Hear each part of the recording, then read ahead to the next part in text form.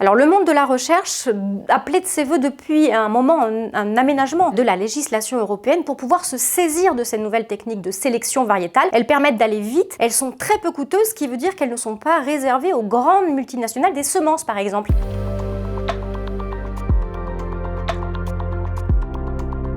Au début des années 2000, l'Europe avait eu soudain très peur d'un nouveau phénomène qu'on appelait la transgénèse.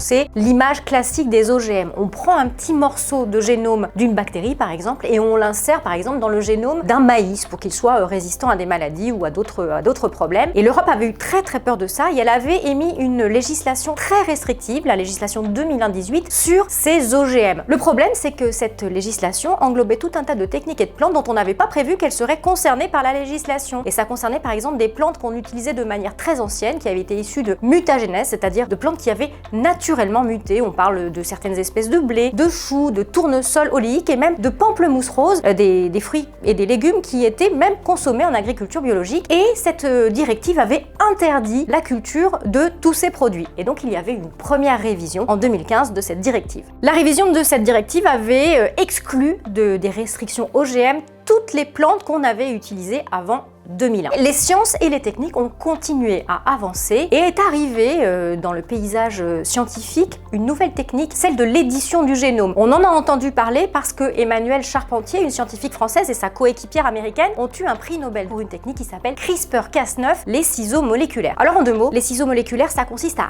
réarranger le génome d'une plante. On ne rajoute rien de l'extérieur. On fait juste ce que la plante fait naturellement, c'est-à-dire muter, mais on s'en sert plus précisément pour mettre en avant certains caractères ou en faire disparaître d'autres. Cette technique, elle est très intéressante parce qu'on peut par exemple avoir des plantes qui sont résistantes aux maladies pour lesquelles on n'a pas besoin d'utiliser des pesticides. Le problème, c'est que ces techniques tombaient dans une espèce d'angle mort du droit. Elles étaient peut-être des OGM, considérées comme ça. Il y avait toute une bataille juridique et donc l'Europe s'est dit ça n'est pas possible, on ne peut pas passer à côté de cette technique qui est très prometteuse dans la transformation de l'agriculture. Et elle s'est dit donc on va réfléchir à une nouvelle réglementation pour ce qu'on appelle donc les NGT, les nouvelles techniques génomiques.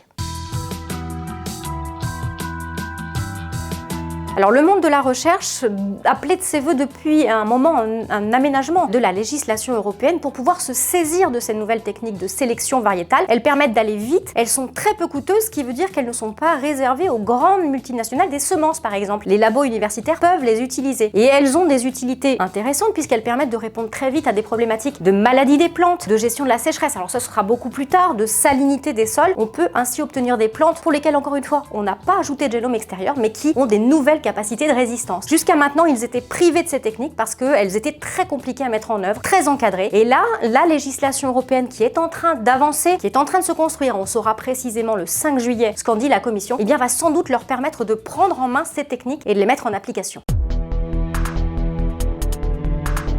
Eh bien, ce ne seront pas des OGM puisque ces plantes auront une législation à part pour les encadrer. En l'état actuel de son travail, la Commission européenne propose de distinguer deux sortes de nouvelles technologies génomiques et des produits qui en découleront. D'une part, une catégorie de plantes dont on estimera qu'elles sont utiles à la durabilité de l'agriculture parce que par exemple, elles permettent de se passer d'un certain nombre de pesticides et puis parce qu'elles répliqueront des techniques d'obtention qu'on aurait pu utiliser par ailleurs, de l'hybridation, etc., des choses beaucoup plus longues. On raccourcit le temps avec ces nouvelles techniques génétiques. Ça, ce sera une première catégorie de plantes et elles pourraient être cultivées librement après une déclaration auprès des autorités. Et puis il y en aurait une deuxième catégorie dont on estimerait qu'elles sont moins utiles, par exemple parce qu'elles présentent des résistances aux herbicides et celles-ci, elles devraient être indiquées sur les emballages. Ça, c'est l'état du travail de la Commission. Encore une fois, la version définitive de ces propositions sera pour le 5 juillet.